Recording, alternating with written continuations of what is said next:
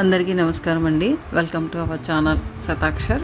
మరి ఈ వీడియో ఏంటంటే అర్ధగిరి ఆంజనేయ స్వామి, అర్ధగిరి శ్రీ వీరాంజనేయ స్వామి టెంపుల్. ఇది అరగొండ, శ్రీ అర్ధగిరి వీరాంజనేయ స్వామి టెంపుల్ అరగొండ. ఇది చిత్తూరు జిల్లాలో ఉంటుంది. కాణిపాకం నుండి 14 కిలోమీటర్లు దూరంలో ఉంటుంది. ఇది కాణిపాకంకి వచ్చిన వాళ్ళు ఈ అర్ధగిరి శ్రీ వీరాంజనేయ స్వామి కూడా దర్శించుకుంటారు. సో కాణిపాకం వీడియోలో చూడొచ్చు మీరు. మెయిన్ బస్ స్టాండ్ ఉంటుంది కదా, ఆ బస్ స్టాండ్కి పక్కనే ఒక బోర్డు ఉంటుంది అర్ధగిరికి ఎలా వెళ్ళాలి అని. ఆ బోర్డు దగ్గర నుంచి స్ట్రెయిట్గా కొంచెం ముందుకు వెళ్తే బ్రిడ్జ్ వస్తుంది, అక్కడ నుంచి రావాలన్నమాట. ఇలా 14 కిలోమీటర్స్ ఇది. సో కాణిపాకంలో కొంచెం కన్ఫ్యూజన్గా ఉంటుంది, అక్కడ అడిగి తెలుసుకొని రావడం మంచిది. ఆ రోడ్డు కిందనే ఉంటుంది కానీ గుర్తుపట్టలేము అనమాట. సో అలా బ్రిడ్జ్ కింద నుంచి ఇలా బయటకు వచ్చేసి ఇలా 14 కిలోమీటర్స్ రావాలి. సో ఇదనమాట టెంపుల్ మెయిన్ ఎంట్రన్స్ ఇది. సో ఇక్కడ స్టార్టింగ్లో ఇక్కడ పార్కింగ్ టికెట్ తీసుకొని ఇలా లోపలికి వెళ్ళాలి.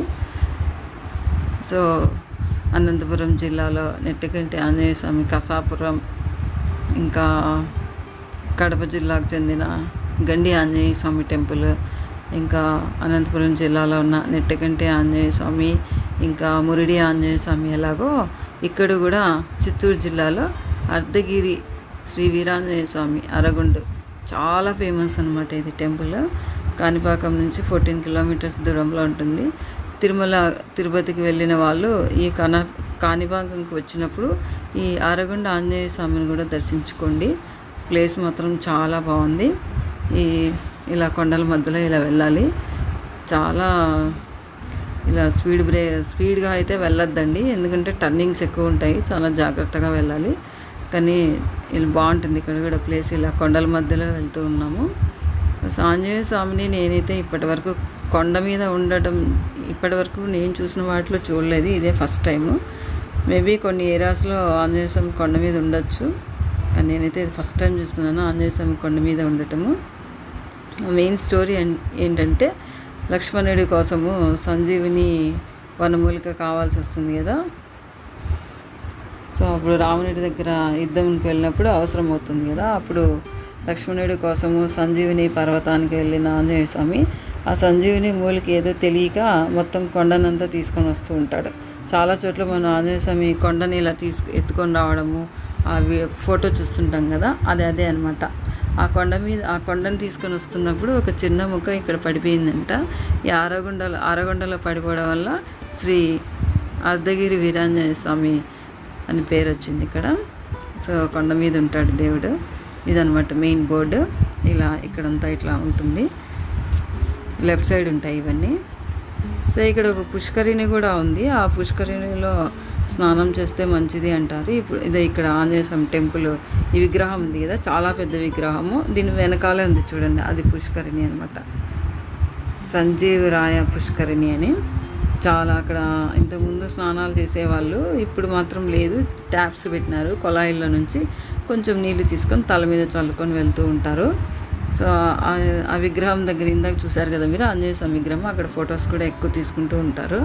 సో ఇట్లా వెళ్తూ ఉంటే కొంచెం ముందుకు వెళ్ళిన తర్వాత ఇదంతా కొండ రాయి అనమాట. ఇదంతా ఈ మధ్యలో కొండ పైన ఉన్నాడు దేవుడు.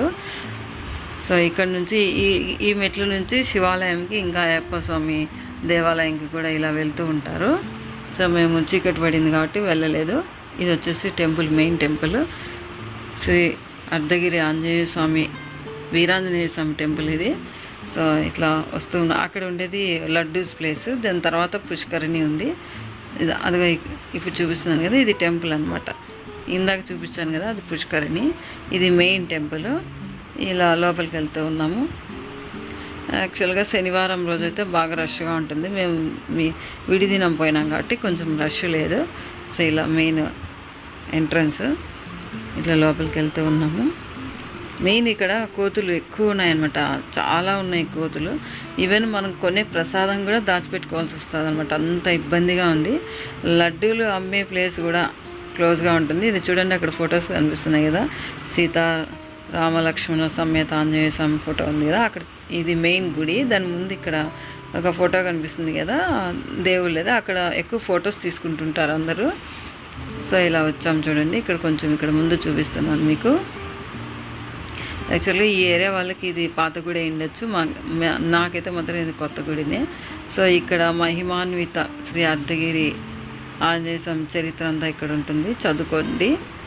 యాక్చువల్గా ఇదంతా చదవాలంటే ఈ వీడియో చాలదు, మీరే ఒక స్క్రీన్ షాట్ చేసుకొని మొత్తం చదువుకోండి.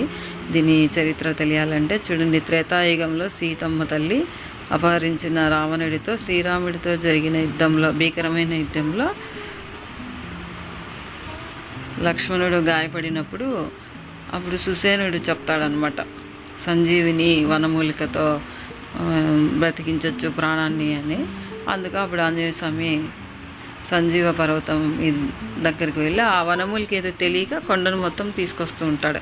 అది అందరికీ తెలిసిందే. అది ఆంజనేయ స్వామి కొండ ఎత్తుకొని వస్తున్న ఫోటో అందరూ చూశారు కదా, అది ఇదే అనమాట.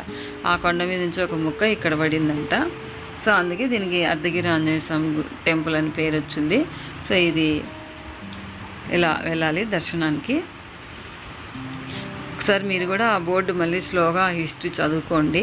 అది చోళుల కాలం నాటిది. ఇది చోళుల కాలంలో స్థాపించారు దీన్ని. చరిత్ర అయితే సీతారాముల కాలం నుంచి ఉంది. ఇక ఇక్కడ చూడండి, ఇక్కడ అందరూ ఫొటోస్ తీసుకుంటుంటారు. సో ఇలా మెయిన్ టెంపుల్ అది. లోపల